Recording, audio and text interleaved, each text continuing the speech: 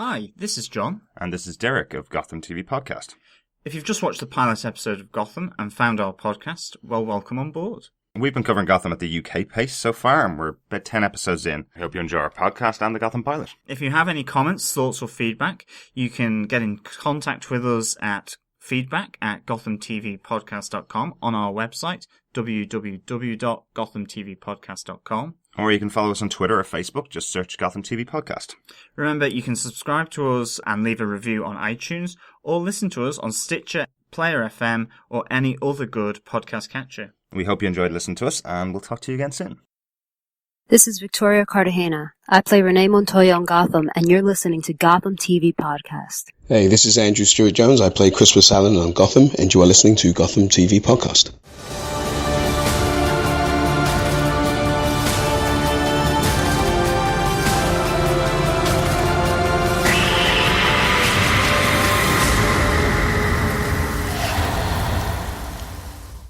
Hi, and welcome to Gotham TV Podcast. This is the unofficial podcast of the show Gotham and the connected DC universe. We've just removed the upcoming show Gotham for the first time. I'm Derek, one of your hosts. And I'm John, your other host, and we sure have. And it's so exciting to finally have Gotham on TV over here in Ireland and the UK on Channel 5.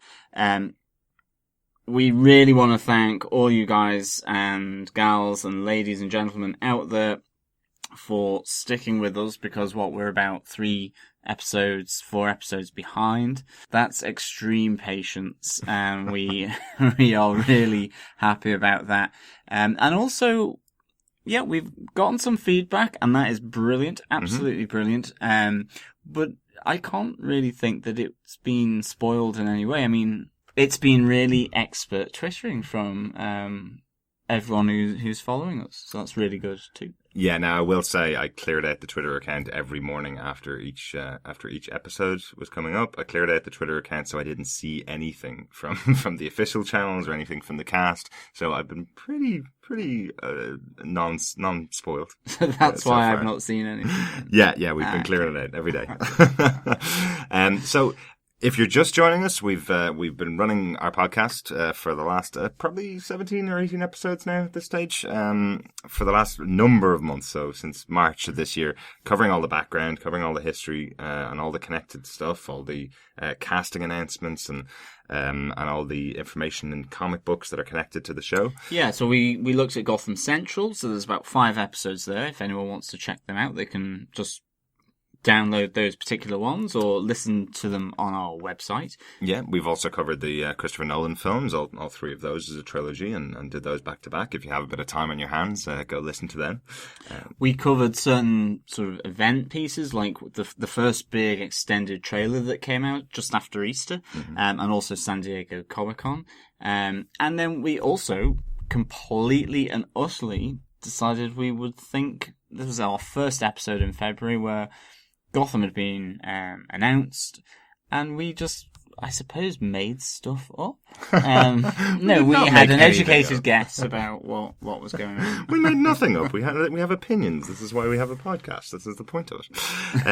So we want to welcome on board the new listeners. We've had quite a few in the last couple of weeks since we did our the last episode of Zero Year, I think. The second last episode you would have heard. Since we did that, we've had quite a few people that have come on board for the first time, and we've got some great feedback from them. So thanks for all of you guys who've joined us, and thanks for everybody that's joining for our first pilot review, which is this episode.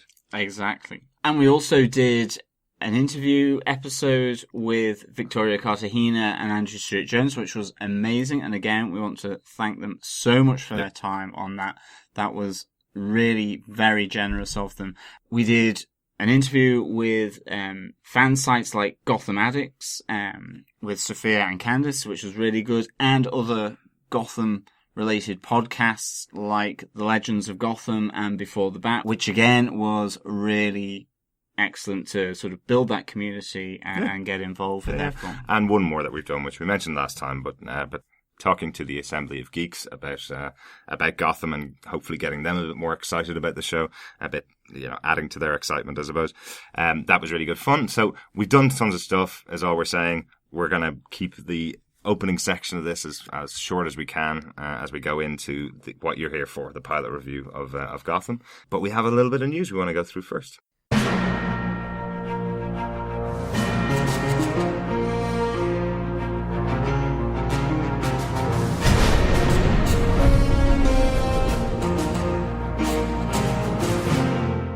The first bit of news is about ratings. It's something we're not actually going to cover very much on our show, but we just want to kind of size it up where we are so far with ratings. Channel 5 in the UK and most of UK channels will not release ratings on a regular basis. It's not something that's generally done over here. But we wanted to have a quick chat about the ratings for the pilot in the US. They've been really high. 8 million viewers on the premiere night on the 22nd of September for the episode we're going to talk about later on. And does that include Canada? No, it's just actually US numbers in there. So it's on Fox in the US. So there'll be a lot of Canadian numbers, I'm sure, added to that as well. But the other point that we really want, I think we talked about it with Gotham Addicts a couple of months ago, the DVR numbers, so the numbers of people who have recorded the show and watch it after the fact.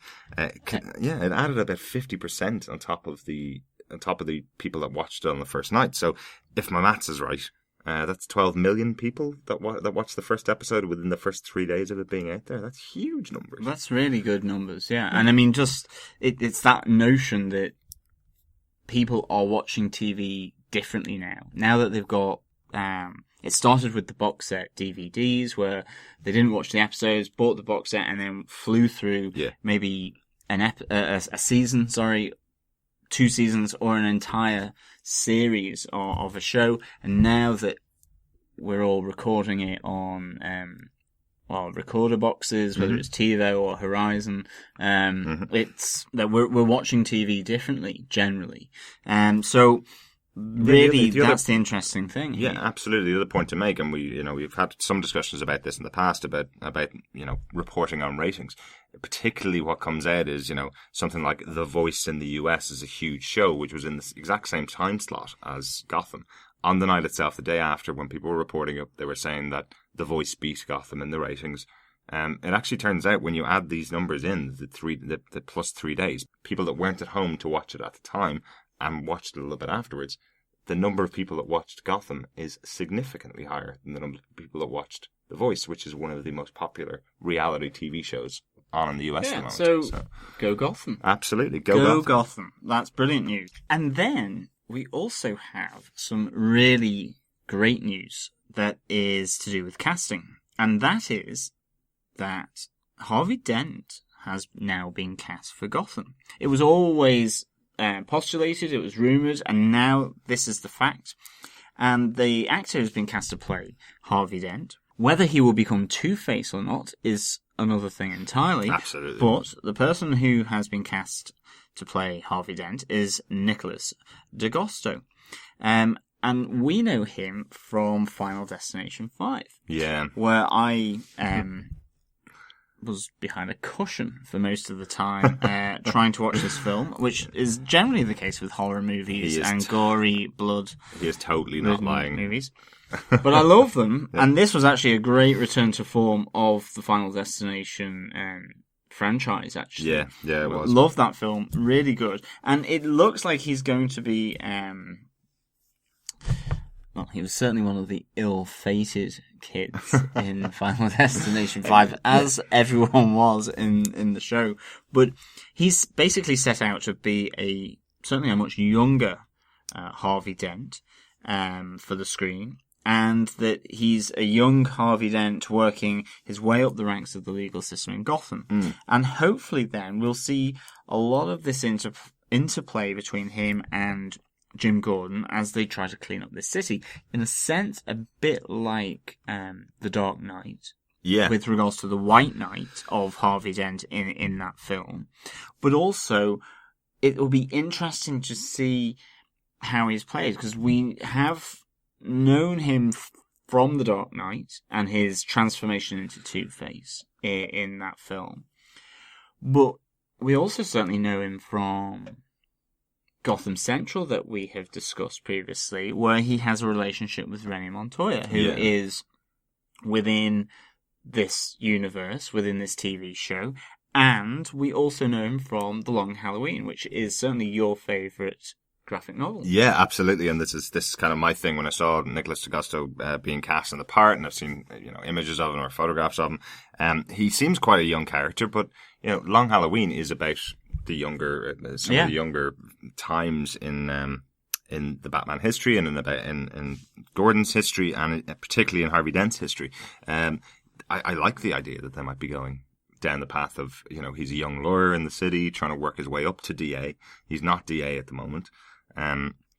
It would be quite interesting to see that kind of path for him, And will he get corrupted? I mean, this is one of the really interesting things about it, is that will the show stick with the notion that he's as pure, and he's almost, to an extent, incorruptible, except for some huge intervention, like you saw in The Dark Knight with the Joker, and that was part of his plan, to take that incorruptible element and to corrupt it so that it undermines everything that Jim Gordon and the Batman had been doing. Now, obviously, we don't have Batman here, but what's his place in the political establishment that we can now say from the first episode has a corrupt element to it?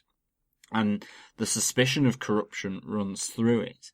So how will that play out? Will he be incorruptible and this moral sort of centre, which also Jim Gordon has?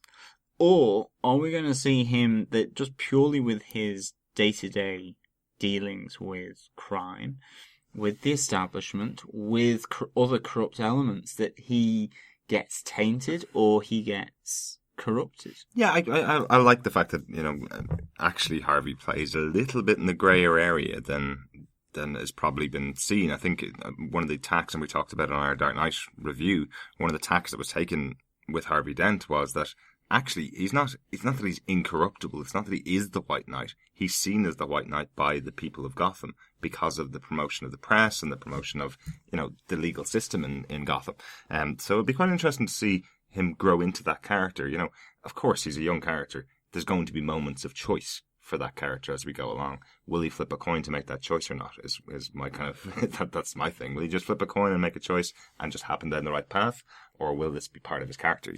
I'm really interested. I'm really interested to see what he does. No, I am, and I think speaking of choices, I think it seems to be a great choice for Harvey Dent in Gotham for Nicholas D'Agosto. Yeah, I presume. Hopefully I'm pronouncing that right, but I mean, certainly huge congratulations for getting the part. And I presume the casting director. We can't wait to see.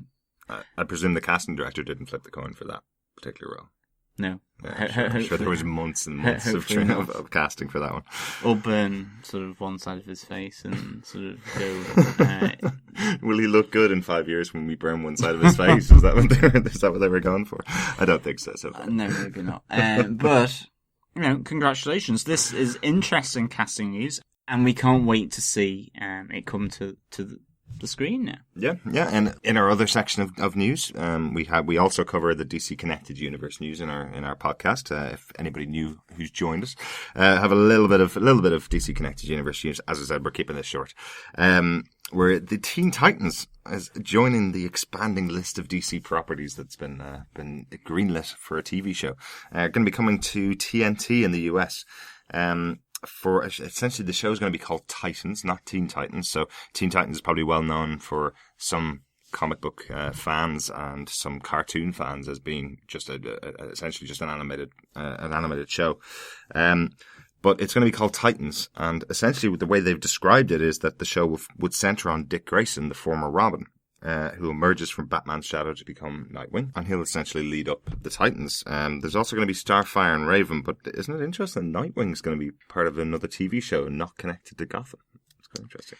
Yeah, no, I mean, for me, anything to do with Nightwing is really good. I really love this character. It should be really interesting. I mean, I always kind of would love to have him in a world where there is Batman, because I've always loved the playoff between the two characters in the comic books, between Batman and between Nightwing, because there's a slight element of tension there because of how he becomes Nightwing, and that idea that, he's been trained by Batman, he used to be the former Robin, and so on, and that now he's kind of gone off and done his own thing. And whilst Batman has respect for that, I always feel there's a slight tension, but maybe that's just for myself. But it also just reminds me as well of that Nightwing sort of fan... the fan film. Fan film, exactly. By I think it was Danny Shepard and Jeremy Lee, and I think they were on... Up at Noon. They were on Up at Noon with regards to the video cast Up at Noon. I was so excited by that there were people who were massive fans of Nightwing who were looking to make their own series, actually. That's a great concept. Yeah, and they'd made an episode, hadn't they? Yeah. So, to me, Teen Titans seems really interesting. I mean, I've never particularly gotten involved with the Teen Titans in terms of buying... What, they've never chased you down? They've never chased me down. Good. I've never done anything that illegal where they would need to find me and control me or take me out. But the Nightwing element of it, I'm really excited for. Actually. Absolutely. No, it's going to be an interesting one and really a really interesting idea for doing, essentially the Young Justice League on television. Exactly. It's very interesting to see costumed heroes on TV because we actually don't have any. Despite all the comic book shows we have, we just have one in Arrow, one in Flash. That's basically it at the moment, and then the rest of the costume people are villains.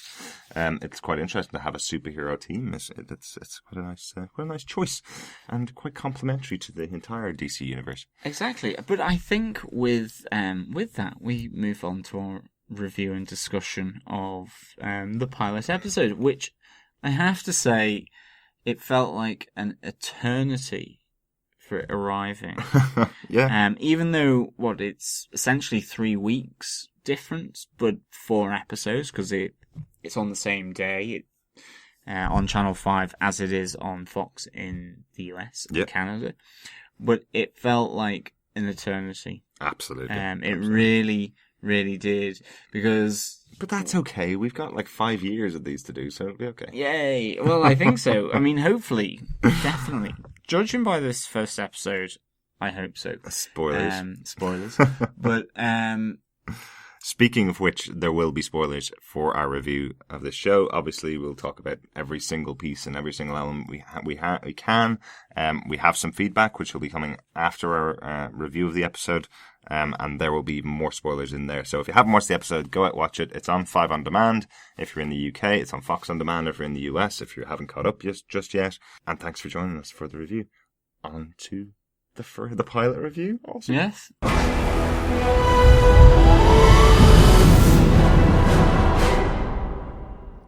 So tonight's episode 1, entitled Pilot, sees Jim Gordon, played by Ben McKenzie, return to Gotham after his stint in the army. And he returns to the homicide unit of the Gotham City Police Department. Immediately he's assigned the case of Thomas and Martha Wayne's murder. And with this comes the added aspect of an orphan child in the shape and form of a young Bruce Wayne, traumatized by the events of the killing. He's assigned this case with his new partner, Harvey Bullock, and it's a case ultimately that nobody is willing to have because of the reputation of Thomas and Martha Wayne. All this is set against the backdrop of a city of Gotham teetering on the brink of chaos as the competing factions of both the criminal underworld that includes Carmine Falcone, Fish Mooney, and a first-level thug in the form of Oswald Cobblepot, vie for control of the criminal fraternities. This is all in conjunction with a corrupt political establishment.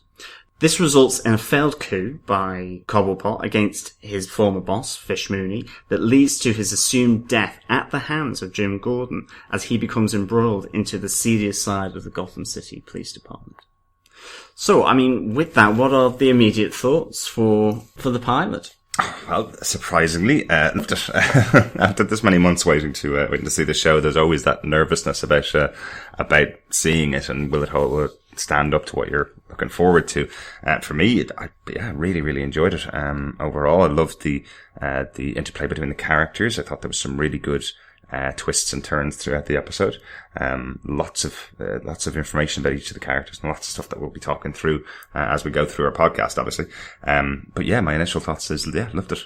Yeah, I mean, same for me. I thought this was really quite a strong first episode, and for a pilot, it deals with a lot of information, brings in a lot of characters, and I thought it did that really quite well.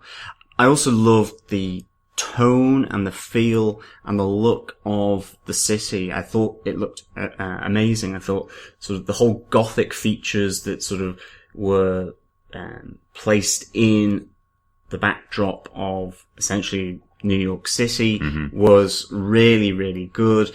I loved some of the little points of detail, such as there was the Wayne monorail that you could see traveling around the city from some of the real sort of panned back shots of that city. And it just seemed a really good tone. I loved the sort of the cinematography, the sort of darkened tones that were brought in. I thought it was really excellent. Yeah. Danny Cannon's done a brilliant job, really, hasn't he, to do this for the city and to give it that look to begin with, along with obviously all the members of the crew that are involved in making the city look like it does. The precinct set is a fantastic set, and this is where we're going to spend a lot of time with the GCPD and with the Major Crimes Unit. We're probably going to see a lot of that set. But I think it's really good.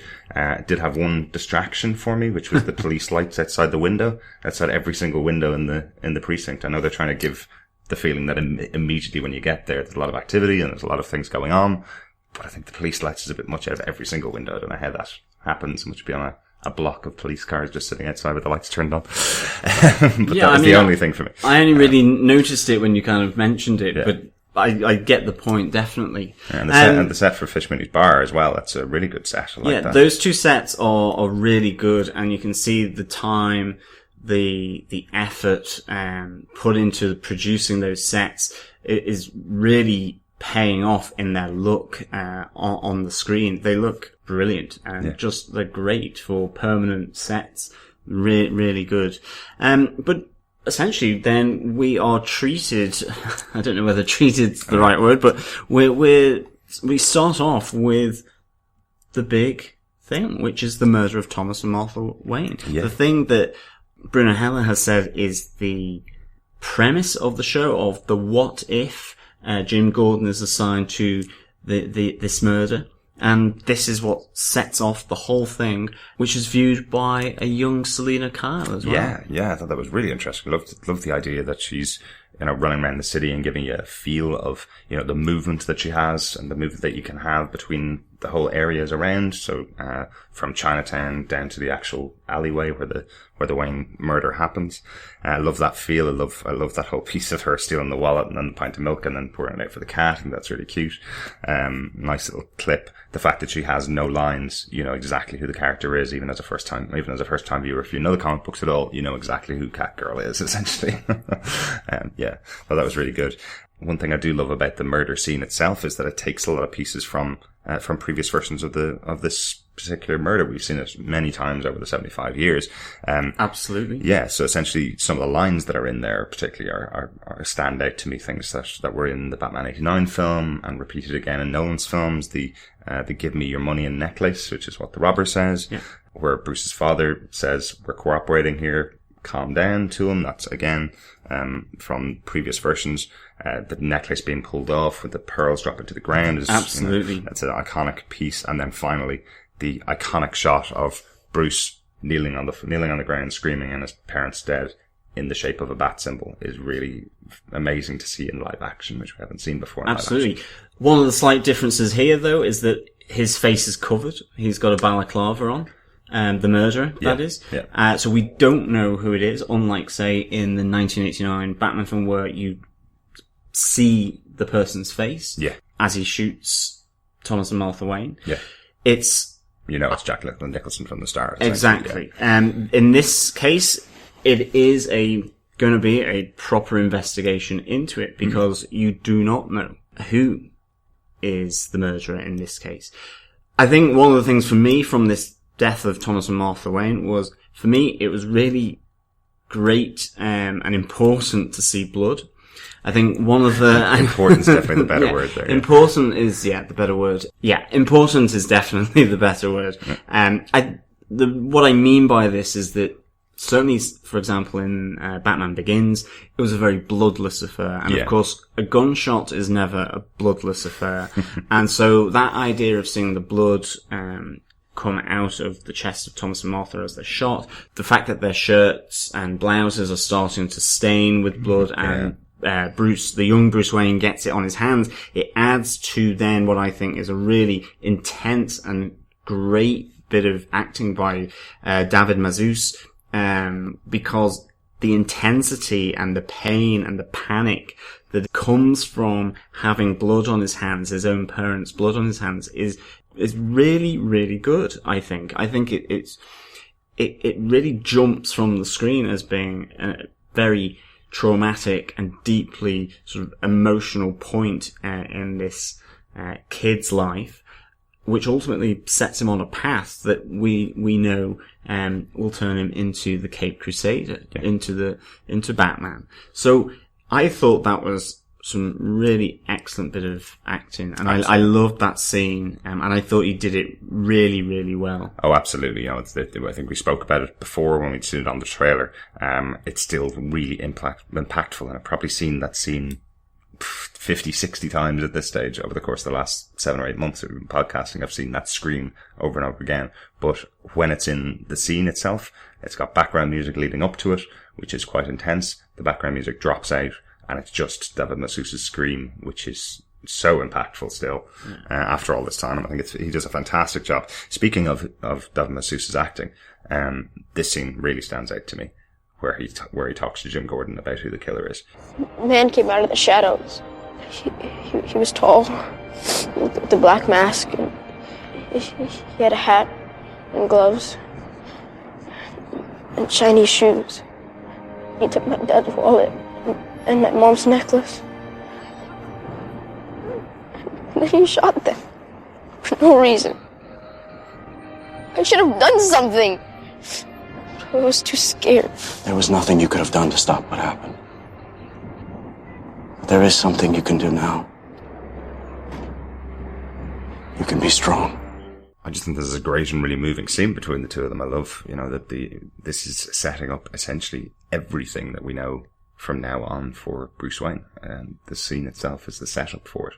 The fact that he simply says, I should have done something, but I was too scared. And Jim tries to comfort him with, it's not your fault. It's not something you could have done anything about. But we all know that Bruce is going to hold this. Absolutely. Absolutely. It's so important for the young Bruce Wayne's future, essentially. I think as well, for me, that whole speech being, between the two of them, the whole, talk and chat between the two of them is much better in this scene with the context of everything that goes on. It really stands out as an important piece of dialogue within the TV, and as you say, because of its importance for Bruce Wayne much later on. I think as well, we get to find out that shiny shoes are incredibly, incredibly important for this investigation. My mom always told me to polish my shoes when I was a kid, but I never realised it would become this important to have to polish shoes, and people would notice it that well. This will be a very important part of the investigation and to come. But Jim has been sent down here from the precinct, and that's where we get to see for the first time him in action. We get to see the precinct for the first time, which, as we said before, looks amazing. And we get to meet his partner, his other half, the slightly dubious Detective Harvey Bullock. Yeah. Let's talk about Harvey Bullock for a minute. I must say, Donald Logue's done a great job in this episode, hasn't he? Really embodies the character. We'll talk about more as we go. But I really enjoyed his performance in it. Yeah, and we see essentially Jim Gordon in action, and immediately it sets him slightly apart from the rest of the GCPD, because one of the criminals that's been brought into custody takes a young police lady holds a hostage, takes a gun, fires it into the ceiling of the precinct. And instead of just shooting him, like we find out that's what he should have done, that's the number one rule. If they take a copper's or a police officer's firearm, you shoot them and ask questions later. Instead, he negotiates by giving a jar of pills to this very large guy, which potentially has connotations for who he may be, asking for pills. He passes him some paracetamol, and in doing so, he knocks him out, takes his gun off him. But this is an important scene for the fact that it does set Jim Gordon slightly apart from other members of the homicide unit, in particular his own partner, Harvey Bullock, that he does and will do things slightly differently than what is expected. Absolutely. I love when he takes the gun off and then goes, "Sorry guys, I might have been a bit harsh there," and the rest of the GCPD get on the floor and kick the hell out of the guy who's out of the criminal. So the speculation that that's Bane, isn't it? That a lot of people were saying that this could be Bane because of his size and because Bane takes drugs or takes venom, essentially, in the comic books, that this could be someone like Bane, that he's taking some kind of medication, like the Bane character. I don't think it feels like that. I think it feels more like a reference to, Christopher Nolan's Dark Knight, in the scene where the criminal's in the prison waiting for the Joker, where he's kind of screaming out that he's an insane guy, who's got the phone inside his body, doesn't it? I think it feels like that more so than it being a Bane reference, but that's just my thoughts on it. Yeah, no, I think so too, but still, you've got the pills, and the medication that he's asking for, which Bane was on before he had the venom injected into him. So it could be, but it would be strange if that were to happen. But of course, maybe, episodes down the line, or seasons down the line, it could be that there is an introduction of such a character, maybe. Even possibly in Arkham Asylum or something. So potentially, yeah. It could be, but we're not really, we're not going to put a bet on it, I think, at this stage. Exactly. Now, we did say, that Bruno Heller had said that that Jim Gordon investigating the case of the death of Bruce Wayne's parents, was the kickoff for the show. There's actually quite a few little coincidences as to why he becomes the lead investigator for it. Essentially, Bullock shouts out that it's the end of their shift when they get the call in. Mm-hmm. The desk sergeant says, "Nope, go down and you're doing it anyway."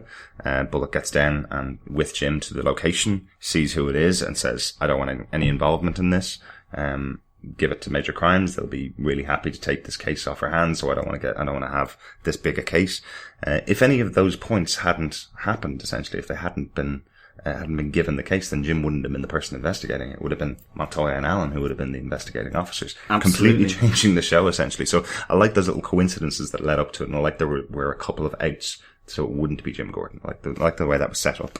That was really good. Absolutely. Yeah. So down at the crime scene, we then also get to see Alfred introduced, Sean Pertwee.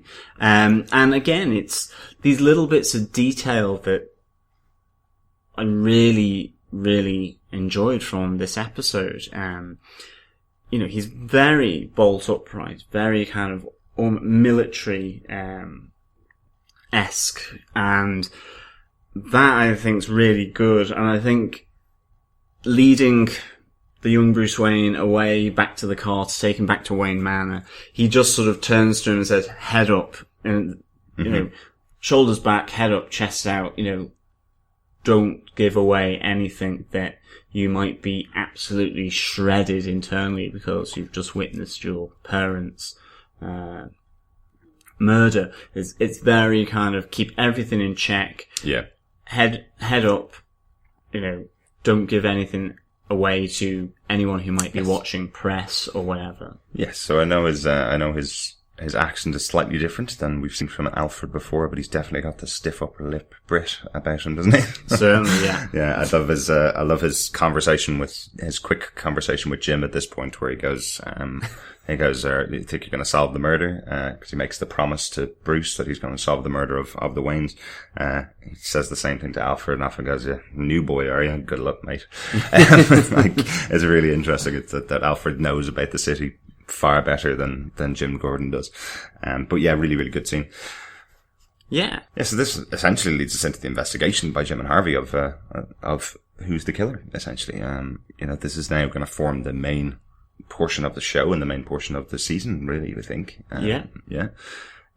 So, I mean, we kind of see here then that Jim and Harvey do keep the case. There's a lovely scene where we get introduced, obviously, to our two favourites, Rennie Montoya and Crispus Allen, and it's in a diner. And the other thing I love about this scene is Harvey Bullock's there. He's got his coffee, he's got his flask of whiskey, I think, and he's got his Pepto-Bismol as well. Yeah. And he's taking a bit of Pepto-Bismol, a bit of coffee, and then a bit of whiskey, all down the same tube. And it's it's brilliant. I love, again, it's that little added bit of detail of the character of him sort of liking his drink. Does he constantly have a hangover? Or is he just constantly drunk? And it's wrecking his stomach, and there goes the Pepto-Bismol just to relieve those symptoms. But they're sat there, and then Montoya and Allen walk through the door. Yeah, just one little comment about that. I know Jim and Harvey are new partners. They're only developing their relationship. But did you notice that there's no reaction at all from Jim Gordon to this? So obviously, even though they're very new partners, this looks like a daily occurrence. This is essentially breakfast for Harvey Bullock, is whiskey, Pepto-Bismol and coffee. I think is really good. But yeah, our introduction to Montoya and Allen, which essentially, they've called themselves the good guys of Gotham, essentially, the real good guys of Gotham. They say that they just want the case because they just need the press action, essentially. That's what Allen says. I just need the press action for this. This is going to be something that we'll solve simply, whereas Bullock, you'll never solve this case. Yeah. In response, essentially, it's a line directly out of Gotham Central, which we covered in previous episodes, which is where Harvey calls them self-righteous do-good and skell huggers, which is skell is the term they use in the GCPD and Gotham Central as a term for the bad guys, essentially, the city. Yeah, which I thought was really cool. But that's a great little scene. Again, the introduction of the different factions within the GCPD, even. You've got the Jim and Harvey as the homicide unit. You have Montoya and Allen within the major crimes unit, the MCU. All there again, kind of competing for space within this organization. And to an extent, there's a bit of hierarchy there, or assumed hierarchy, that the major crimes is a better section, or a more honest and upfront, less corrupt maybe, part of the organization than the homicide unit, compared to a desk officer or a police officer on the beat. Yeah, absolutely. And I think it's a nice change from the comics. Again, in the comics, the major crimes unit was set up by Jim Gordon to set them apart from the GCPD. He was the leader of the team, and he hand chose all the members of the team to represent the best of the best in the GCPD, so that he knew that they wouldn't be corrupt cops. Essentially, that was what he was setting it up for, that purpose. So it's a little twist from the comics that he's not in there, and that there's some suspicion cast on Jim Gordon by these members of the major crimes unit. I think that's really interesting. And it's almost a suspicion by association. Yeah. It's just the fact that he is partnered with Harvey Bullock. We know that Allen used to be partnered with Harvey Bullock, so Allen knows Harvey Bullock sort of inside out. Absolutely. In that sense. He knows he's corrupt. Yeah, exactly. Unlike all of us, we don't know. But yeah. And there's almost a bit guilty by association going on here as well, I think, which is really just a good sort of further layer and texture to all the machinations, all the things going on in the show. Absolutely. I love that. speaking of the hierarchical nature of the Gotham City Police Department, we get to meet another member of the team, which is essentially from the forensic division, which is Corey Michael Smith in his lead role as Edward Nygma for a nice 2-second cameo in the first episode. What I mean by hierarchical, he is treated like a janitor by everybody. He's essentially, this is the stuff that you know about. They say to him, you just give us the answers. That's all we want from you. Come into us and tell us what's been revealed by the stuff that we found at the crime scene, essentially. And Edward Nygma tries to have a bit of fun with it. He tries to play with them, tries to ask questions and pose some riddles, which gets a really bad reaction from Harvey. He just treats him like dirt. He's just, he essentially just goes, just give us answers. Don't want to be involved in games today. Just tell me what you know. But there's a really good counterpoint then where he comes out with a riddle and Jim answers him. And that look, that flash of a look that Edward Nygma gives to Jim, just sort of, his eyes kind of narrow slightly and he stares at Jim Gordon and Harvey Bullock as they move away, and it's almost as though, oh, this guy's clever. He can answer my riddles. It's almost maybe that part of the reason why he's treated badly or they don't answer his riddles is because either they can't or they feel threatened maybe by his sort of intellect. He's from the forensics division. So smartest guy in the room. Really. Exactly. Yeah. So this is like almost new territory for him in the workplace. And I love that kind of, you got that just from that look. Yeah. Yeah, it's a nice, really good. A nice little touch from Corey Michael Smith. There's definitely a little, he's very impressed, we'll say, with Jim Gordon. Yeah. I wonder how that's going to play out over time. It's one of the things that I kind of feel it was fun.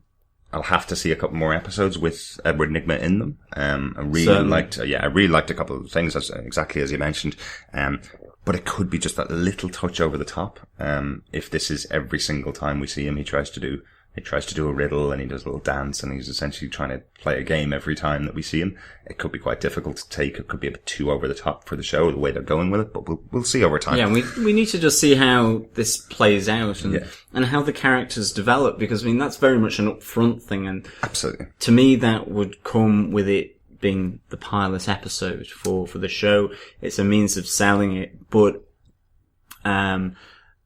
these characters will mature and develop and expand and become part of a much more reoccurring sort of nature within the show, and that hopefully means they don't necessarily have to do that all the time. But at the same time, riddles are a big part of what Edward Nygma needs to go into. So I'm sure there will be more of them to come, but it's just how they're treated. I mean, he could simply just be doing the crossword puzzle or something like that. Yeah. That type of thing, not just simply doing a riddle. Yeah.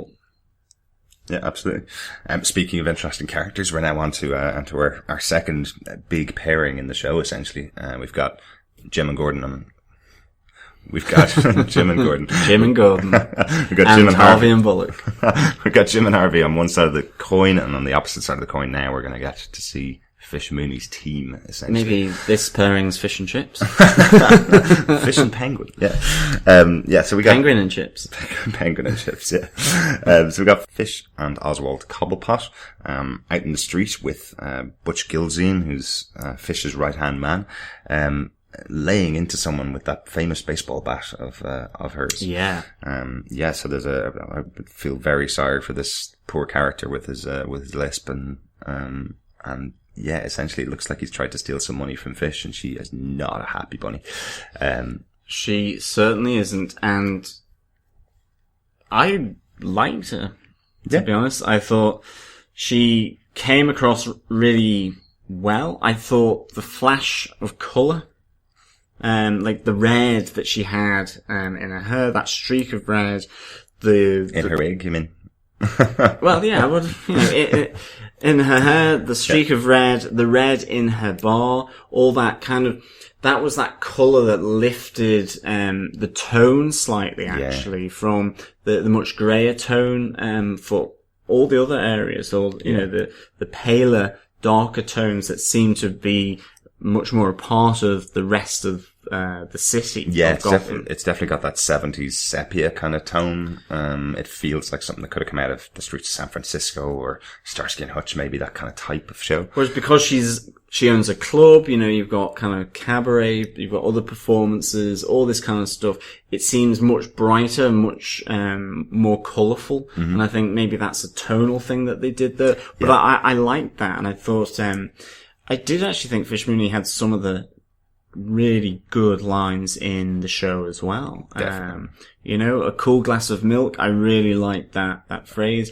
You know, the other one, you have a little bit of danger in your eyes. I want to see what you're going to do with that.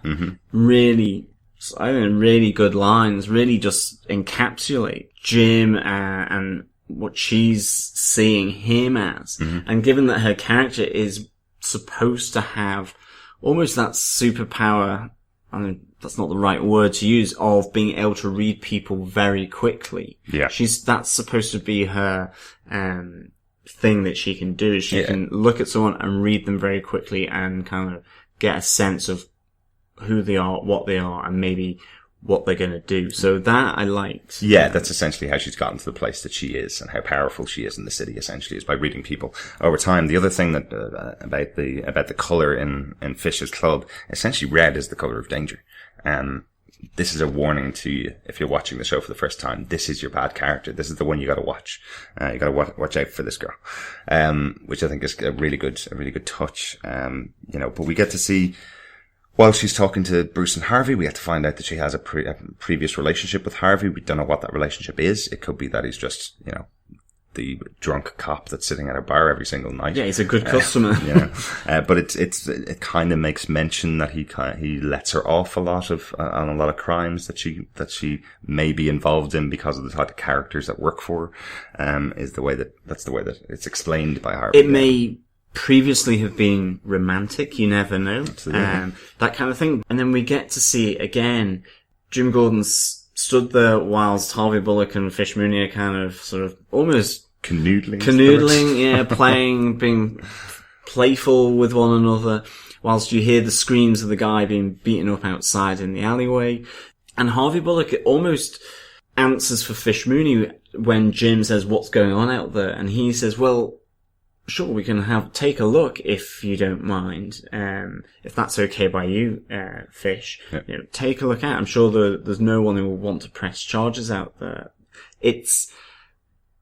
It's Harvey Bullock almost assuming that role of what Fish Mooney should be doing. And that's very telling, I think. It's very much, there are many different layers to Harvey Bullock. And one of them is that he is very loyal. And I think that plays out later on in the episode, actually, to Jim's favour. But in this case, there's a loyalty there that he's got to a certain degree with Fish Mooney at this stage of the episode.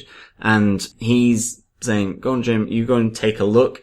I'm sure there'll be no one out there who wants to press charges. I'm sure everything's fine. It's just business," or something like that. And I find that quite interesting. Yeah, definitely. It feels like a line that could have been said by Butch Gilzean if he was standing right beside her at that time. That, you know, Harvey's taken the position of being the right-hand man for Fish while Butch is standing outside. Nice little scene though with Oswald outside where he's asked to take a swing at the criminal who's on the ground. He's asked to take a swing with the baseball bat, and he kind of gets all proud of himself and tries to make it with the group, but he is being treated like a kid in that place. These guys do not think of him as being on the same level as them at all. They're kind of having a bit of a go at him, just to kind of encourage him, but there's another hierarchical element to their group, and he is on the total bottom of that group. Definitely. The layers of power are very much there, and at this moment in time, Oswald Cobblepot does not have the power within that group. He is almost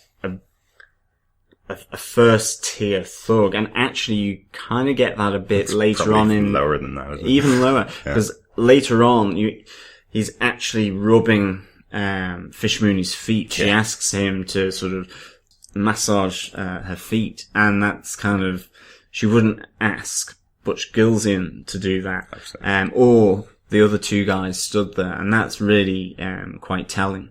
Yeah, absolutely. But whilst Jim is out in the alleyway investigating this, we get introduced to Butch Gilzean, who is essentially, there's nothing bad going on here. It's just all friends having a bit of fun.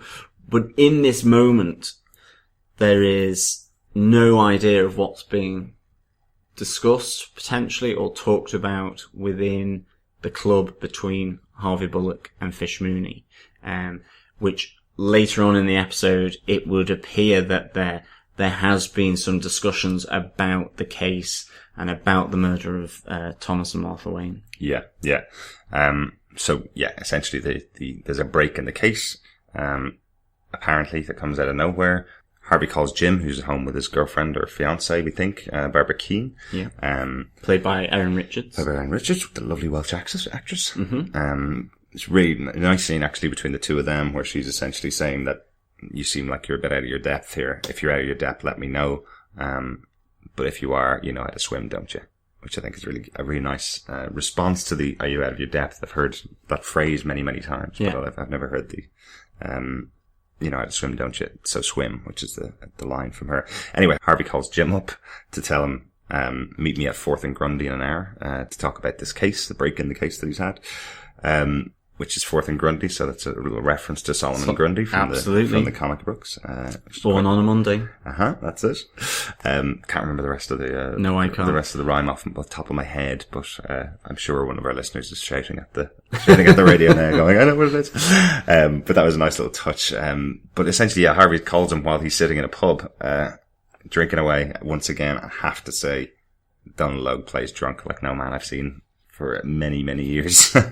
He does a great job of being a drunkard, and then meeting Jim a couple of hours later, sitting on a stoop, looking really dishevelled. And his first line to Jim, when he says, you know, you look a bit pale, look a bit off, he just goes, "Couple of drinks, I'll be fine," which is a real, to me, sorry, but a bit of an Irish phrase. It's a very much this is something that an Irishman would say all the time if he's had a few drinks. It's either I can have a couple more drinks and I will be fine, or I should have a couple more. I should have had a couple, less. Or I've just had a couple of drinks. I could be okay. It can mean both things, essentially. So, which I thought was quite fun. Yeah, that was a really great little sequence of him sort of in Fish Mooney's club, drinking away, and then ending up feeling slightly worse for wear, to then try and crack this case and take advantage of this new information that's come to light.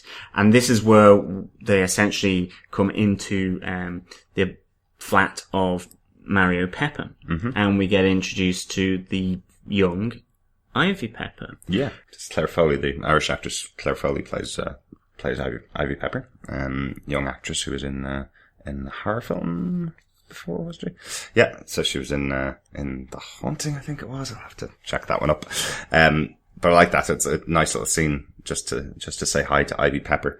And I like her little, "You don't want to speak to my dad," because he's a bad man. She looks scared in that, in those few moments that we see her, sort of those kind of panicky eyes that kind of say, "Help me." Yeah. Is really evident there. And this is where, again, the break in the case is that the pearl necklace, stolen from Martha Wayne, before she was killed, is found in a bag of drugs, in his apartment underneath, his bed. Mm-hmm. He makes a run for it and is chased by Jim Gordon. Yeah, there's a cool bit in that chase, isn't there, where they have the first person, camera pointing directly at his face a couple of times, which is a really interesting and dynamic scene that you wouldn't get in any other cop show. It's a nice little piece to see. Yeah, it was kind of came as a surprise, because the scene was playing out as it did, and then all of a sudden you got the cam, the Gordon cam. Yeah, the Gordon cam looking at his face, as he's running, and it added something extra. I thought it was all right, actually. I know it might not be to everyone's sort of taste, I suppose, for that, because it was very different to the rest of the shooting, I think, of this episode. Yeah. But it kind of ended up adding to the dynamism of that chase of Mario Pepper as he's trying to escape. Yeah. And it ends up with Mario Pepper being shot. Yeah.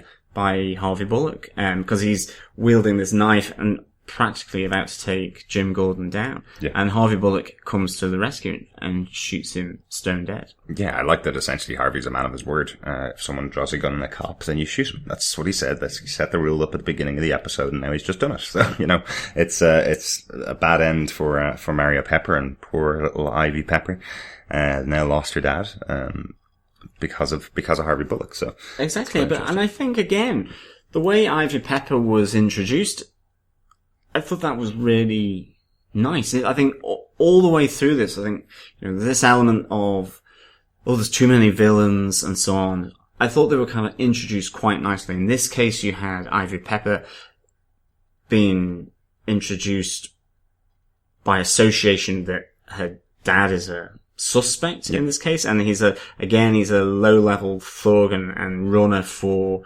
the crime in the criminal underworld within the city. With the Riddler before, again, as the forensics, looking at the bullet used taken from the crime scene. Again, it all links quite nicely into the whole death of Thomas and Martha Wayne, which is really good. One thing I wanted to point out was when they actually do find the pearl necklace in the bag of drugs in Mario Pepper's house, it's one strand pearl necklace. Yet Harvey had actually described it earlier on in the show as an antique 4-strand pearl necklace with gold settings and one strand broken. It's a very specific description for the actual pearl necklace not to match that description.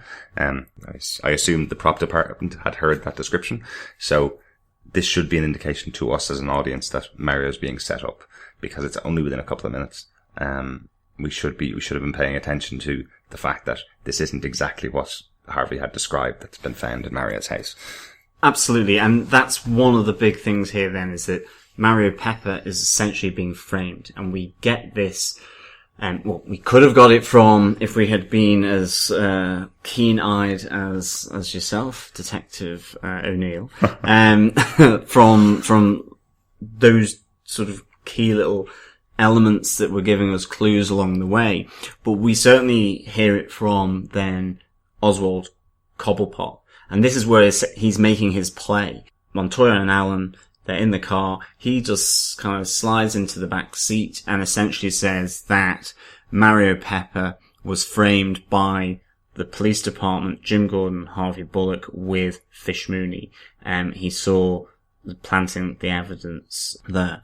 And this is a key moment for Oswald Cobblepot, because this is his play to frame his boss to potentially come in and take over that particular part of that criminal business. Yeah, I love the arrogance of this. As we mentioned earlier on, he was given a baseball bat by essentially his superiors in the criminal group that fall underneath Fish Mooney. Yet he thinks just by taking out Fish, he's going to be able to take over. Can you imagine Butch Gilzine would fall in behind Oswald Cobblepot? Can you imagine it happening? But I love the arrogance of it. I love this particular scene is really good. Robin Lord Taylor is fantastic in this role. He's a real standout in the show. The whole delivery of the line, and Montoya asks, why are you coming to us? Why are you giving us this information? They have dealt with him before as a snitch, essentially. He just kind of says, well, the poor orphan boy pricked my conscience. I've done my civic duty, which I love. Yeah. I think it's really good. Good day to you both, and exits the car as quickly as he entered it. Absolutely. And I think as well then, this almost confirms to Montoya and Allen their initial thought that Jim Gordon is no better than anyone else within the homicide unit, and no better than his own partner, Harvey Bullock, that he is a corrupt cop working in cahoots with the criminal underworld to maintain this kind of balance between the two. And this leads to a really interesting confrontation then between Renee Montoya and Barbara Keene, who we find out know one another, and it would appear intimately from a previous relationship. Yeah. And she goes to warn Barbara Keene, do you really know who this person is? And does he know who you are? She comes back at Barbara Keene which is just a really good little conversation. The two of them were really good on screen together. I love that happened, and that was brought to the screen. Yeah. I kind of wonder, because there's the kind of piece of Renee running directly to Barbara to tell her that her fiancé is potentially a cheat or potentially a bad guy.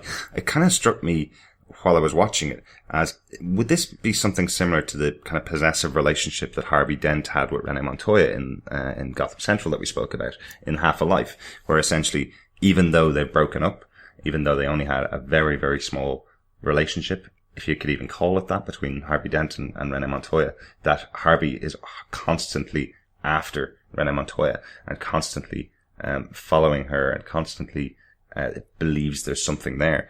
Could Renee Montoya's character take on that possessive nature with Barbara Keane in the show, do you think?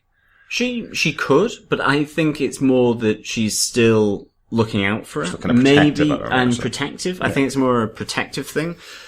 I think Montoya herself considers that she is not corrupt, and I don't think she is, and that she is there to do good and to make sure that Gotham sort of gets out of this hole of crime that it's starting to move into. I think there's someone that she had a relationship with, cares for a lot, and I think it's a protective element. Yeah. I mean, part of the thing that sort of suddenly struck a chord with me was the idea of, I kind of thought,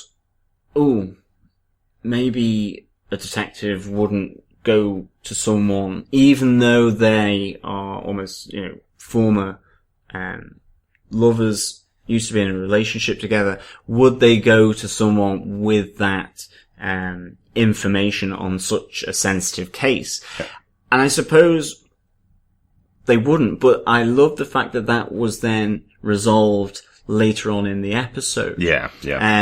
When essentially Barbara Keane has the conversation with Jim Gordon. Jim Gordon knows that Montoya has had that conversation with Barbara. That kind of triangle is coming to a head there between these three characters, and Jim Gordon confronts Montoya on the front steps of the GCPD, and I love the fact that resolves why Montoya did it. It was an impulsive thing, and I think because she cares about Erin Richards, and that's why I think it's protective. And Renee Montoya says, I shouldn't have mentioned this to Barbara Keane. I know that, but she had to warn her. Yeah, no, I like that. I like that there's essentially no love lost now between Gordon and the Major Crimes Unit. He tells him to stay back and stay clear of him, that he's going to solve this case and he'll do it the right way.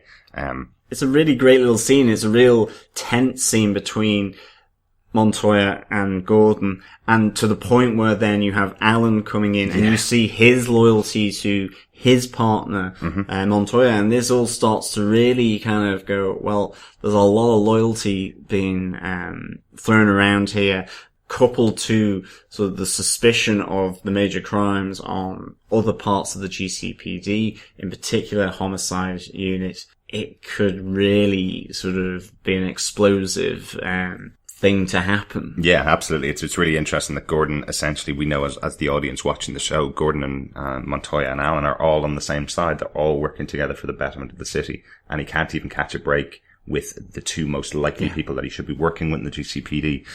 They already hate him. They already suspect him of being a bad guy, and he thinks that they're getting in the way of his investigation. So they're not going to be working together for anytime soon. Yeah, and I mean, I think it's that you have a police element, an investigation element to the show. I think people probably look at the show and scrutinize it much more because they're trying to look for clues themselves.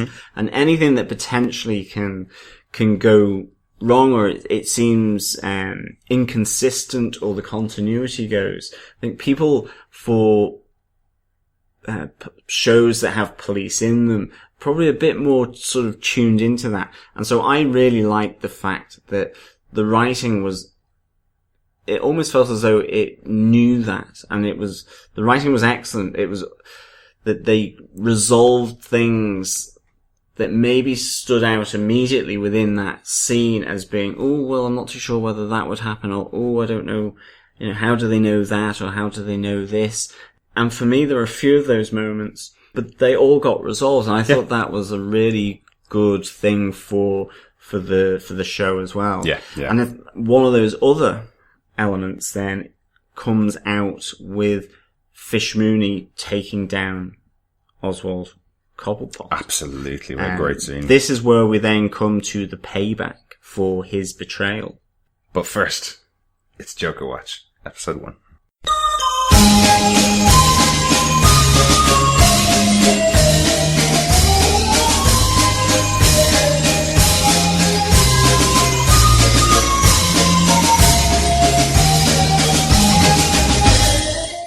So we promised we'd do Joker Watch once the show started. This is our first one. I love our theme. This is our first one. So the character that's on stage telling his little joke, essentially to a comedian that's on stage telling his joke to Fish Mooney. Loads of people suspect this is the first indication of the Joker. What do you think? I don't think it is. No. The reason why, though. End of Joker Watch. The reason why, though, there's a very important reason. When the violence starts in the room, he turns away instantly. He's shocked by the violence of Fish Mooney towards Oswald Cobblepot. He shies away from it. He doesn't want to look at it. Yeah. You would feel that the Joker would almost be slightly hypnotized by it, would just be looking at it with some kind of gleeful grin on his face. And actually, he doesn't smile at all when that's happening. Yeah. Either. So our suspicion is that no, he's not the Joker. Yeah, but we will bring you Joker Watch next week if there's a Joker reference. All the time that the comedian is on stage, Cobblepot is massaging Fish Mooney's feet, and Fish Mooney is probing and asking questions of Cobblepot in a really knowing way. And this tees up the whole comedian on stage. It all tees up Fish Mooney's payback for the betrayal by Oswald Cobblepot. Yeah. She essentially knows this because Gordon's confronted her in the past about it, in the previous scene, essentially, has confronted her about her knowledge of the case of the murder of the Waynes, the fact that she may have set up Mario Pepper. He confronts her. She takes him captive, essentially, and in order to get him out of captivity, Harvey tells her to turn on her own men, that they're the ones that are giving this information to the police, essentially. She knows that it's Butch Gilzean that isn't the one giving the information. Absolutely. Bit of speculative spoilers for me on this one. Yeah. Does that mean that the reason why she knows Butch Gilzean is loyal is because he's the one that was sent to murder the Waynes? Build is quite the same. Maybe. Yeah. Absolutely. The fact that he continually introduces himself, the reason why we know his name very well is because he introduced himself 3 times in this episode, giving his name. I wonder, is he the one that killed the Waynes? That is a very good guess. There you go. Very speculative spoilers. educated guess. Yes. Absolutely. Turn up every week from now on to see whether I'm right or wrong on that one. But she is absolutely adamant that he is loyal. Yeah. And again, this comes back to the whole aspect of the investigation. Yeah. And why does she know it's Oswald Cobblepot? And this gets explained. And it's that he's the only one who saw her putting the pearls into the bag of drugs. Yeah. That he was the only one in the room at the same time while she did that. You know, kids, if you're going to rat somebody out, make sure you're not the only person that's seen it. They'll know pretty quickly who it was. Yeah. And so, again, this is really builds to a very tense scene where she requests of Oswald Cobblepot to demonstrate his loyalty. Mm-hmm. I suspect Cobblepot shouldn't have said, I would open a vein for you, because she then asks him, go on then, open a vein, prove your loyalty. And it's a really great scene between these two characters. I thought it was excellent. And he actually then goes to actually stab her in the back as she turns around. Oh. And this, well, it appears to me, okay, I missed that. Where he's been given the knife and she turns around. She's about to go and pick up a chair. And he's kind of looking at the knife and appears to go towards her. And she turns around and smacks him with the chair and down. And this then leads to one of those really realistic elements to the show, which I'm really enjoying as well, where she essentially hobbles Oswald Cobblepot with her metal baseball bat. I love the reality that I almost want to call it a nod to Nolan, that there is a reason why he is walking like a penguin, and that is because she has fractured, broken, whatever, his ankles, his shins with a metal baseball bat. Yeah. And you hear the crack on the sound, and you hear the agony coming from Oswald as well, as she does this. But that's it. He is found out. Yeah. Yep. As she adjusts her wig as she stands back. That's where we know that she's wearing her wig. It's a fantastic scene. I do really like the scene, and yet do not mess with Fish Mooney. My gosh. Scary lady. Yeah, absolutely. And essentially she's handed over Jim and now Harvey, to, Frankie the Butcher, isn't it? In this den, essentially, where she brings all of her victims to be killed by Butch Gilzean and tortured. I think there's a specific mention made by Butch Gilzean that, he likes Harvey. He wouldn't want to do something bad for him, or to him. But he has to do it because that's what Fish has asked for, which I thought was really interesting. That was a really fun little scene. But they're saved by the entrance of Carmine Falcone and his henchmen. Brilliant scene. I thought this really, really good. We find out from this, after they've pulled down Jim Gordon and Harvey Bullock, Carmine Falcone has a chat with Jim Gordon on his own. We get to find out that Jim Gordon's father used to be district attorney, the DA in Gotham, and one that was respected by Carmine Falcone. Yes, he was stubborn, he stuck to his opinions, but he was also a clever DA, and one that actually the mob boss here has an element of respect for. Yeah. But we also know earlier from the episode that Jim Gordon's father died in a car crash as well. And in that scene, opening scene where he's talking with the young Bruce Wayne, he tries to empathize with Bruce Wayne to say, I lost my parents at an early age too.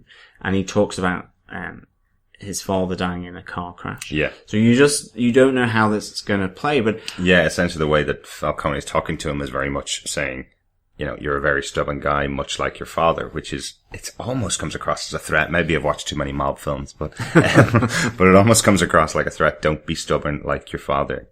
Could he have caused the accident that killed Jim's father? That's quite an interesting thought, isn't it? But it's a really important speech, this, from John Doman, who's playing Carmine Falcone. And it's from the trailer, it's the whole Gotham is on a knife edge, but you get this idea that Carmine Falcone loves the city just as much as anyone else.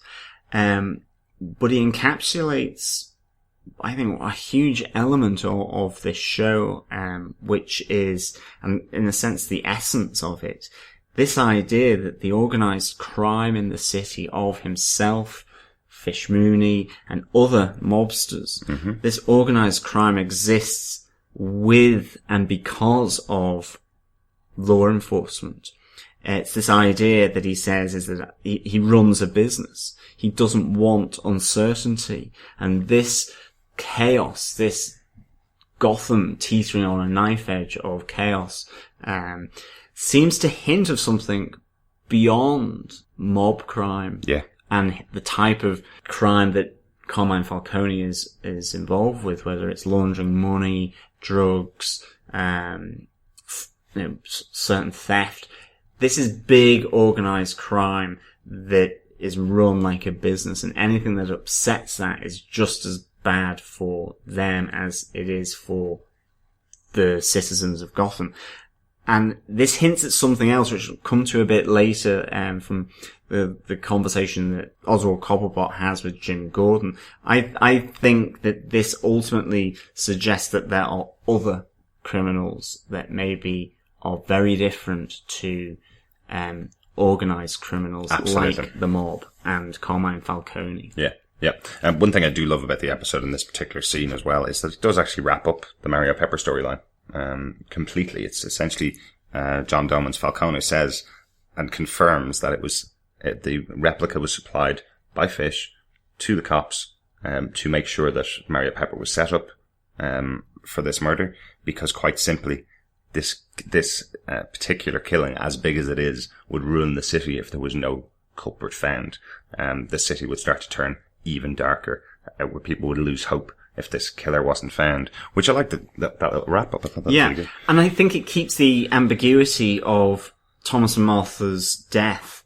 It retains that. It retains that ambiguity, because for me, it starts off with what you could consider a street level thug who shoots Thomas and Martha Wayne, allows Bruce Wayne to live.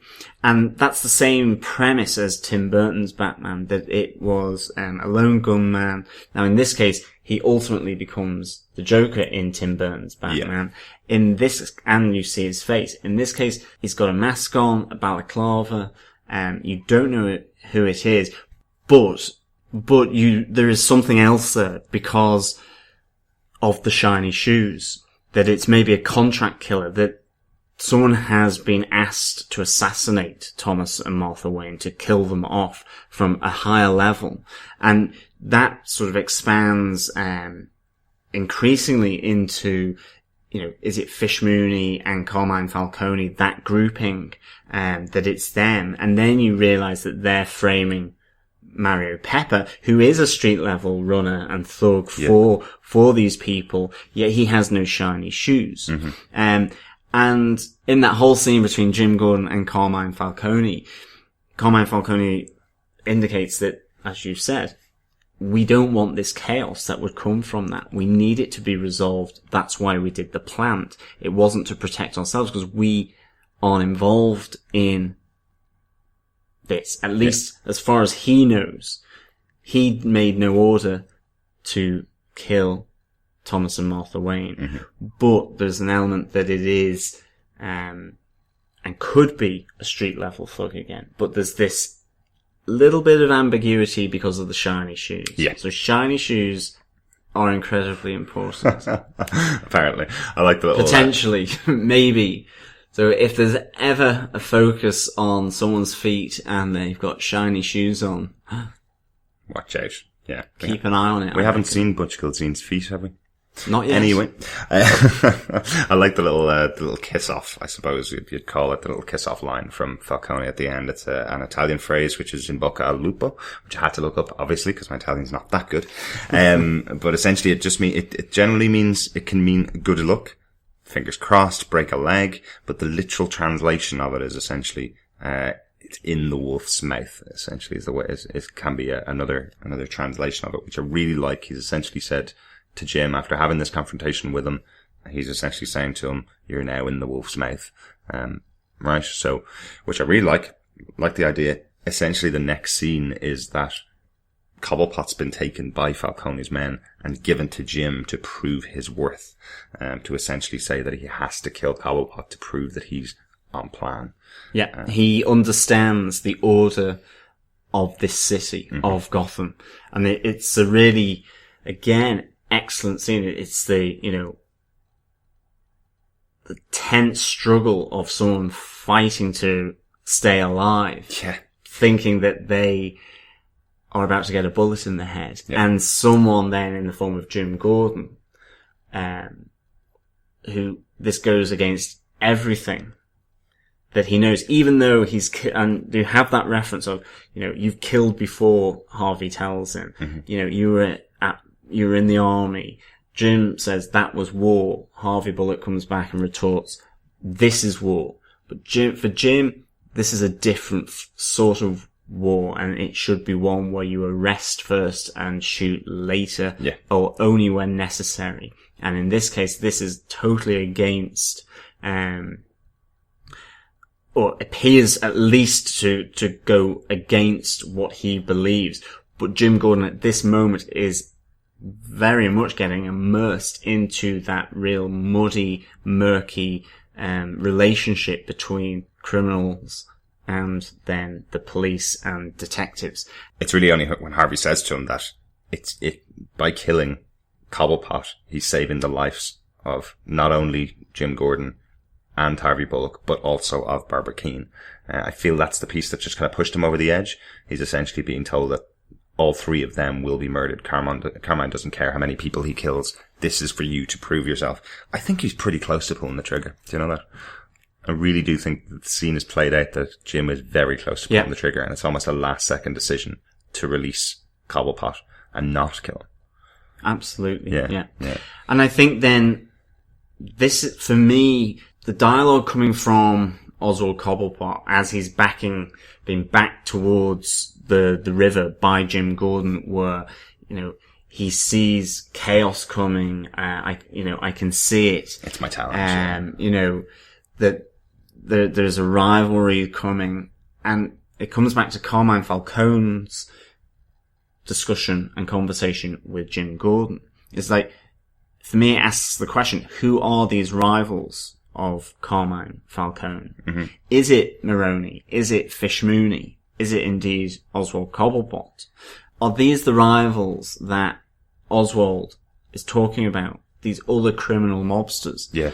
Or are there others? And this is where I think that, I get the hint from Oswald Cobblepot that in this desperation, he is saying that there are others, and that the rivalries are between organised crime, represented by Carmine Falcone and Fish Mooney, and other criminal elements that the city hasn't really seen yet, but they are off the wall. They're different. Yeah. They're not organised. That there's a difference in their purpose and why they want to do that. And it's not to maintain necessarily a equilibrium or a balance between themselves as criminals and the police, like the mob want to do with regards to the police, other public officers, and themselves. Yeah. That relationship. Yeah, no, essentially I've simply got written down about this scene just that the whole scene sets up the idea that Falcone is losing his grip, his rivals are on the attack, and then just a question really is, was it a mistake for Jim not to kill Cobblepot? This is his opportunity. We'll see how this plays out over the series, obviously, but it's really interesting. Like, at this point, it feels like Oswald may not have been the threat that Carmine thinks he is at the time, but he may grow into a much bigger threat as the season goes on, now that he's been released from Gotham by Jim. It's an interesting piece. So we move into the finale, essentially. The show essentially moves into, ending up and wrapping up the main kind of character beats. We'll talk about the overall opinions of it, but essentially there's a whole piece with Jim going to visit Bruce at Wayne Manor. Where he sees Bruce standing on top of Wayne Manor about to jump off by the look of it from below, which I think is really interesting. And, the admonishment from Alfred when he sees him up there again, which is essentially the line, which I think is quite interesting. And then there's the whole interplay between the two characters, between Bruce and Jim, where essentially Jim asks for Bruce's permission to continue investigating the case, which is nice. I think that's a really nice idea to keep Bruce involved, that essentially he is, Jim is beholden to the wishes of the young Bruce Wayne. He says to him, I failed you, I didn't find the killer, which I promised you I would. Will you allow me to continue to investigate this? And will you stay silent about the fact that the killer of your parents hasn't been found? A nice juxtaposition between the fact that Carmine Falcone just asked Jim Gordon to stay quiet about it, and he refused, and now Jim Gordon's asking Bruce Wayne to stay quiet about the facts of the case now, and he'll continue to investigate. I think that's quite interesting. And it resonates, I think, that there is a personal element to Jim Gordon and Bruce Wayne, even though Jim Gordon is professionally investigating as a detective Bruce Wayne's parents' murder. The fact that it was a young kid involved, Jim Gordon has got some kind of personal interest or just human emotive element that is there, which means I want to make sure that this kid is not scarred by thinking the killers are still out there. And that to me resonates with aspects of, say, Batman Begins, where you see Jim Gordon in Batman Begins put the coat over the young Bruce Wayne, and that plays out again back in The Dark Knight Rises. So you have, that to me feels right, that this kind of relationship is there between Jim Gordon and the young Bruce Wayne. Yeah, no, it's really, really good scene. Nice little bit of Alfred in there as well, as always. We do like our Sean Pertwee. Yeah. A nice little scene between the three of them. That's essentially it for the episode, but there is one final post-credit scene, which is the first time I've seen that, essentially, where Oswald Cobblepot emerges from the river, walks up slyly on behind a fisherman, slices his throat open, and then steals his sandwich, which is quite interesting. I thought that was quite a fun little touch, that he just maybe just wanted the sandwich, or maybe he was swimming for quite a while to get out of the city, I guess. Yeah, Oswald escapes the city. Yeah. He's survived the push into the river, he's swam across, and now he's taking Jim's advice and is getting out of Gotham, it would appear. Yeah, absolutely. So essentially what we'll find out is, was it the penguin that emerged from the water there from the river, or is it still Oswald? That we'll see this play out, I suppose, over the rest of the season. Yeah. So is there anything else, maybe some final things that want to just bring up and mention? One of the things I suppose that kind of came out to me is the music in the show. I think it's really interesting. I think there's some nice choices in there. Jim Revell does the music, who did the music for The Crow. So I know him from that. It's quite a good musician, but he definitely stands out as almost a Danny Elfman type. He has a particular style of music that he likes to use. A couple of scenes where it really just feel like they used music from the score of the Dark Knight trilogy, just to kind of underpin a couple of lines in the show. But I think that's a really good touch. I think they've done a really good job of getting that stuff together. Anything from yourself? Anything? I think it's just Selena Kyle's very much there right at the start. I think that's a really important beat, that she's seen the murder unfold, and I'm sure that is likely to play out over the season in some way, and in some form. Absolutely. There is the fact that there is another witness now to it is a new element. Absolutely. I think that's really important. I love the idea that she doesn't speak at all, and it almost is like a cat stalking its prey, hunting it down. Maybe hunt, or that curiosity element is there, and I love this idea that it's like a cat stalking its prey and being curious, that she has no dialogue there. It's all done silently, and I think that was excellent. Yeah, no, it was really good. It was really good. And then Jim Gordon. We've talked about Jim Gordon a lot in all of these scenes. How do you think Ben McKenzie kind of came across? I thought he played that central element really, really quite well, actually. Yeah, absolutely. I'm very impressed with Jim Gordon's character. I'm very impressed with how Ben McKenzie's playing him. He's not, the whole point of the character, I think, is probably not to be showy in the role. He's not supposed to be coming around and singing and dancing. He is supposed to be the stoic center of the show. So in some sense, it's probably quite it's a part that doesn't stand out to a lot of people. But that's the point of it. It's not supposed to stand out to everybody. And it's a difficult thing to do, and I think Ben McKenzie has done it really very well. And that scene between him and David Mazouz at the start is really so emotional, I think. And then Robin Lord Taylor and him on the docks.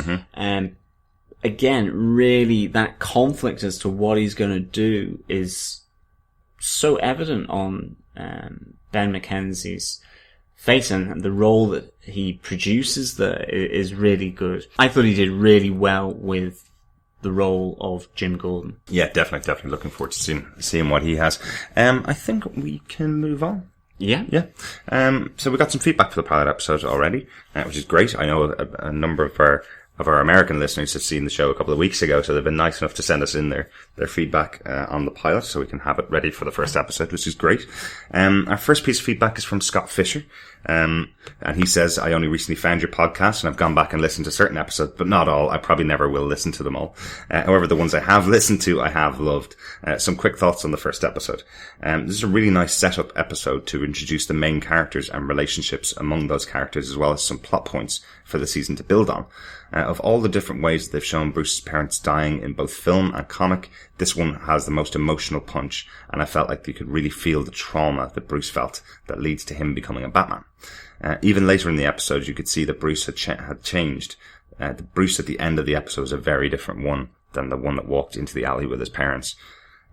Fish Mooney felt a little too cartoonish, a little too thuggish, but I hope they can dial her character down a little bit more, make her more menacing and not just a brutal thug. I feel it would make her character better. Jim Gordon really stood out for me. You could see the beginnings of what he will become and how he was portrayed, pulled you in to want to see how he navigates such a sewer of a city and corrupt police force. He has a few questions for us, Joe. Who's your favourite character from all of the Batman cast of characters? Mine has always been Catwoman. I loved how they introduced her character and left me looking forward to seeing more of her. What do you think? Anything that particularly jumps out? See, who's your favourite character? Well, this is where we get into danger territory, because I will come back with 3 or 4 characters. But I've got loads of feedback to get through. So I've always really liked the Riddler. Mm-hmm. I like that character. I like what he brings, which is it's not a physical presence. It's not a psychotic presence. It's kind of it's almost a intelligent person who has been sort of bullied or put down, and I think it adds a really great dimension to the cast of Batman villains. It adds a different idea. It's not pure psychotic Joker, and it's not necessarily mobster like Penguin. It's a sort of almost a slightly harmed person, traumatized person who has become this villain in response to how they've been treated previously. And I liked that. I like the element that the Riddler or Edward Nygma brings that is different to that cast of villains. Absolutely, no, I agree. I love Edward Nygma's character. It's so easy to say the Joker here for me, so I'm going to dial it back and say my second favourite character. Second favourite character is probably Hush. The character has a connection to Bruce Wayne, and I love that. I love having a character who has a personal connection to Bruce Wayne as being a bad guy. I think that's a really interesting character that they played with in Batman Hush. If you know the graphic novels, probably my favorite one of all time. I always love when there's some real stakes with a good guy bad guy relationship. Yeah, and that's one of my favorite characters personally. And then the second question that Scott asks us is: we know that Jim's daughter or adoptive daughter, depending on the different or type of continuity that you're using from the comics, becomes the first Batgirl. At what point do you think we will see her introduced? For Scott, then, he has this feeling that it's maybe a few seasons away, maybe 2 or 3 seasons away, but that she will be an important character that will be introduced for both Jim's story in Gotham and also Bruce's story. And he's curious as to what our thoughts are on this. Yeah, I feel this one. I kind of feel if it's going to be his actual daughter, Barbara and Jim are way too young to have a child that's, you know, in their teens or 20s, depending on when she's supposed to become Batgirl. So if she's going to be introduced, it's going to be a crying baby, essentially, in the first couple of seasons of the show. There is a possibility, and Aaron Richards had a nice little joke about this during the week, there's a possibility that Aaron Richards' Barbara Keane will take up the mantle of Batgirl. I like that she talked about as a kid she used to dress up as Batman when she was 10. So I think that's quite interesting. I'm not too sure whether they're going to introduce Batgirl. I think we spoke about it in one of our past 0 year episodes. But I have a feeling they can't really introduce Batgirl as such in that form. There may be a character that'll be on the good side and will be a vigilante, but the chances of introducing Batgirl, if they're not going to introduce Batman until the last episode of the show, I would feel it'd be a little bit off to do that. Yeah, I think we had talked about that before, where to have Batgirl there before Batman would seem strange for the show and for the canon, I think, of Batman itself. Yeah. There's the possibility that if, as Scott says, depending on which continuity you use, you could get an adopted daughter who would be older, and you could introduce someone around Bruce's age where maybe they are friends together and interact and have that developing relationship between them as friends and as kids. So that's always a possibility, rather than just a baby being born, because then, there would need to be a jump in time for her to really have an important influence on Jim and on Bruce as well. But certainly, an adoptive daughter could speed that along much more so. It's a possibility, and as I say, if it's an adopted daughter that happens to work on the other side, the shadier side of the law than Jim does, as in a vigilante, that could be quite an interesting piece. I definitely don't think it's for a couple of seasons. I do agree with Scott that it'll be a number of seasons before they get to that kind of side. There's quite a few characters to explore before then. So Scott says, keep up the good work. Looking forward to future episodes of your podcast. Thank you, Scott, for your feedback. Thanks, Scott. Keep your feedback coming in. It's really good to hear from you. So our friend Bill Meeks. Yeah, from Legends of Gotham. Yeah, one of our other podcasts. He sent in an audio clip, which we'll play for you. Hi guys, this is Bill from Legends of Gotham. First I wanted to thank you for coming to our Roundtable podcast along with Before the Bad a couple weeks back. That was a lot of fun. And I told you guys I'd go ahead and send you in like a quick 10, 15, 20 second reaction to the pilot. First of all, hated it.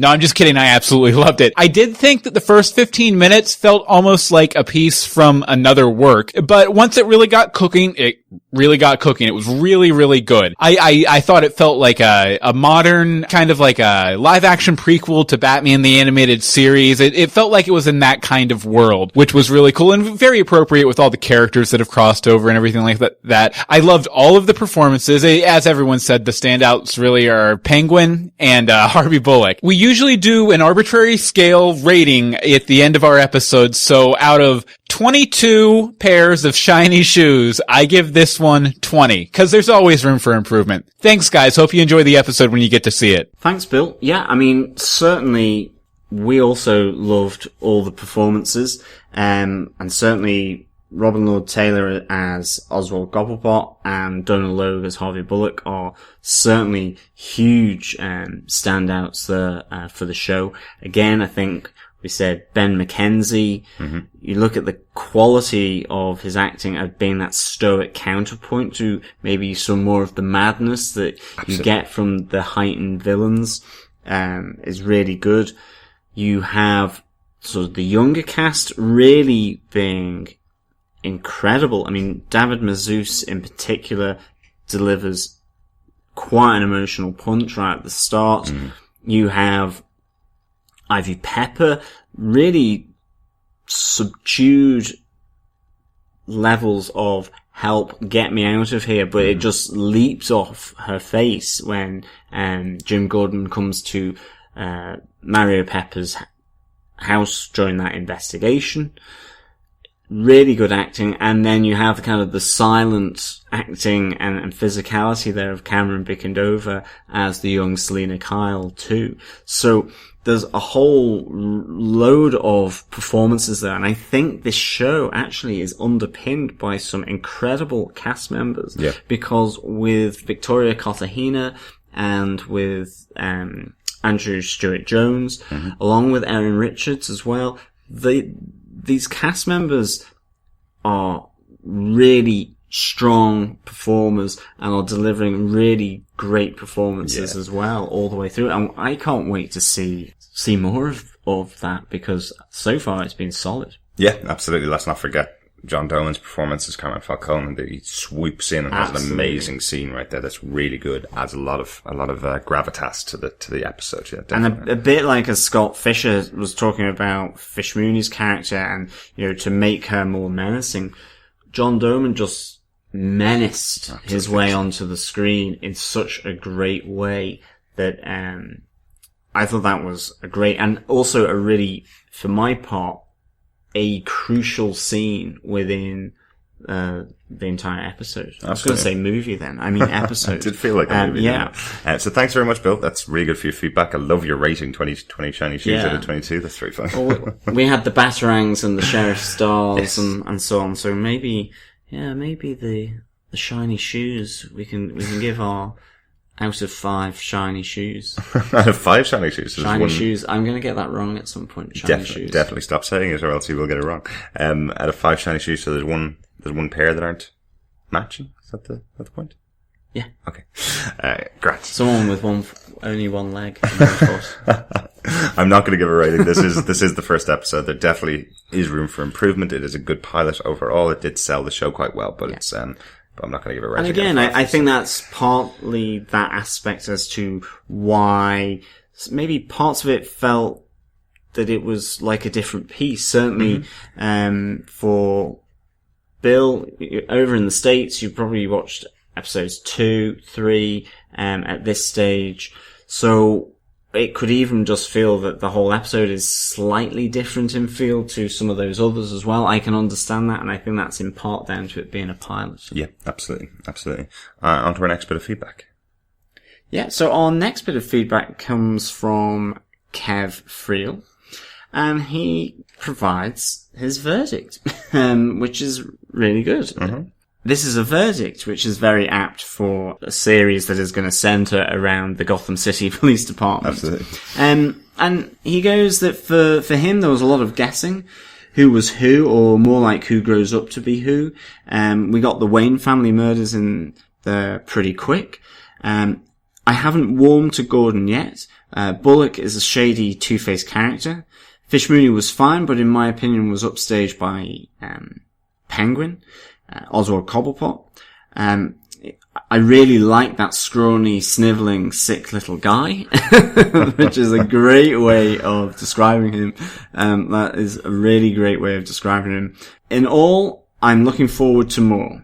It seems not to be a typical superhero villain stuff that kind of turns me off a series. This, however, I hope keeps character development and story at the fore ahead of give that dude a cape and give that guy a top hat and an umbrella quick.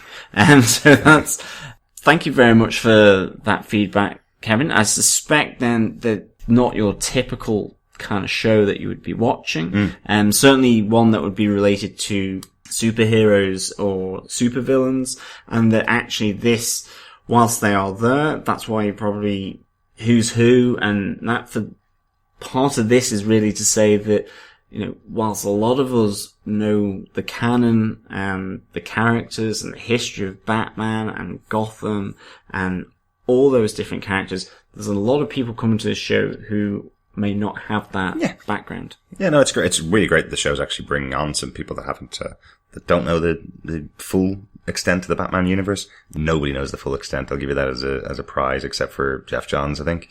There's 75 years of history there. There's no one that knows all of it straight off the top of their head. So, it's great that the show's actually bringing on some people that are interested in seeing the characters and interested to see the show. I totally agree with this point, though.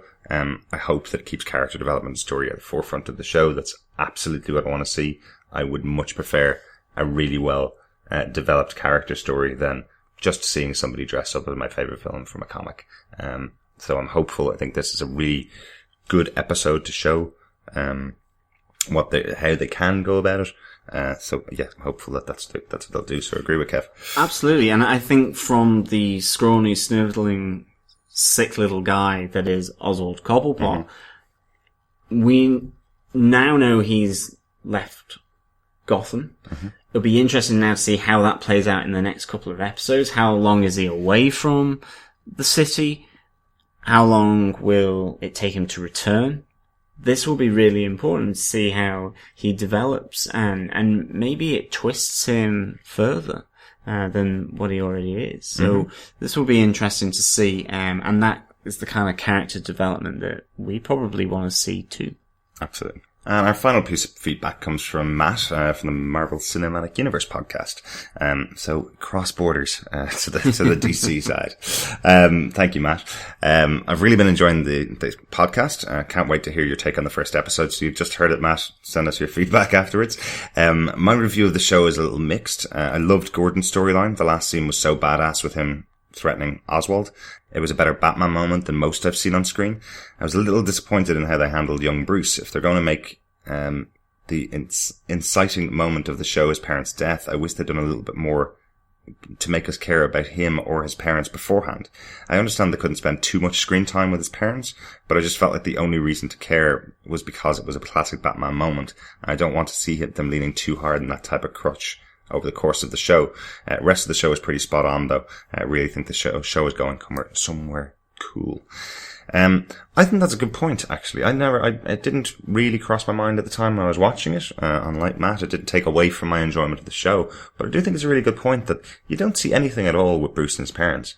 You actually have, you have the opportunity to explore that relationship for the first time. In this TV show, because it's the longer form than we've ever seen seen the history of Bruce Wayne in the past. So it is a good question. Why wasn't there, even a scene at dinner with the three of them talking? So you actually get to know his parents and know how much they care about each other. Yeah, I think I agree with Matt as well on this. I think it would be nice to get some bigger meaning as to the impact of Thomas and Martha's death on the young Bruce Wayne.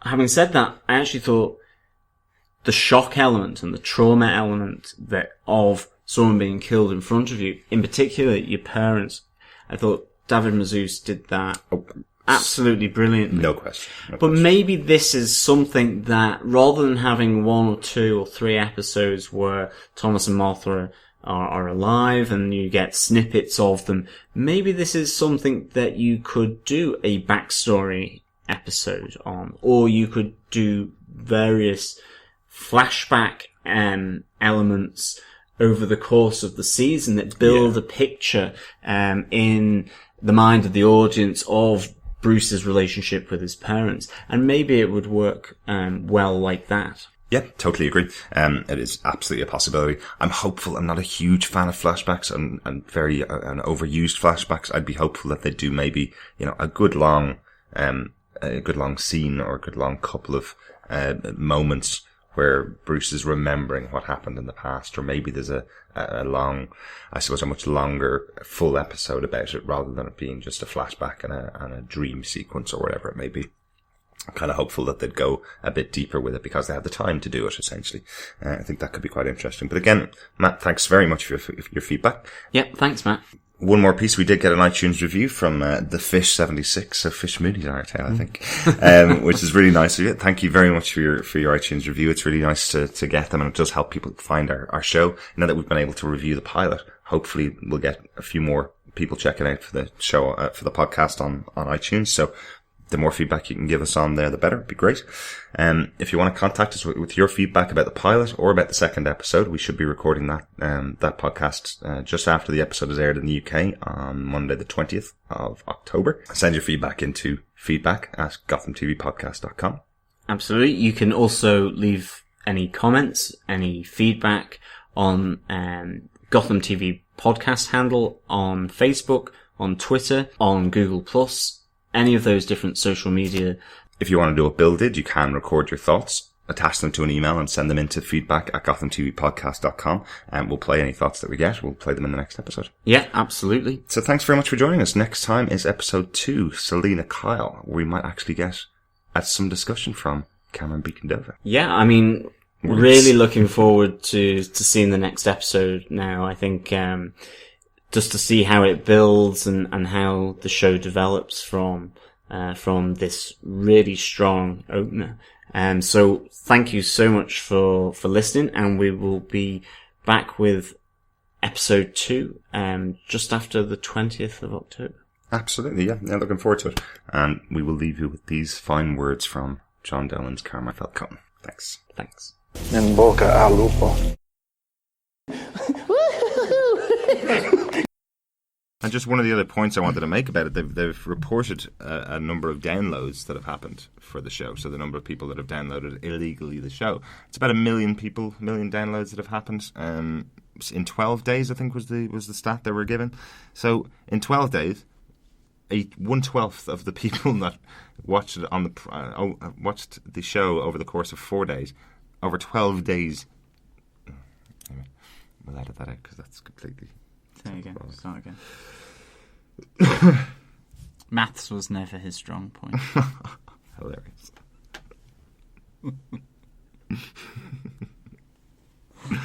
Was it?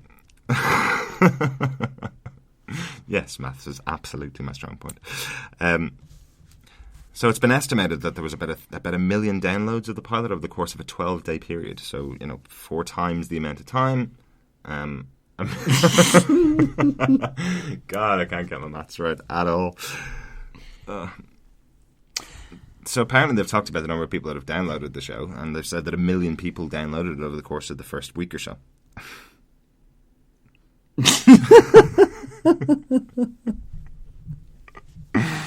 I'm going to stop this for a second. Yeah. Gotham TV podcast. Do not cross Allen and Montoya.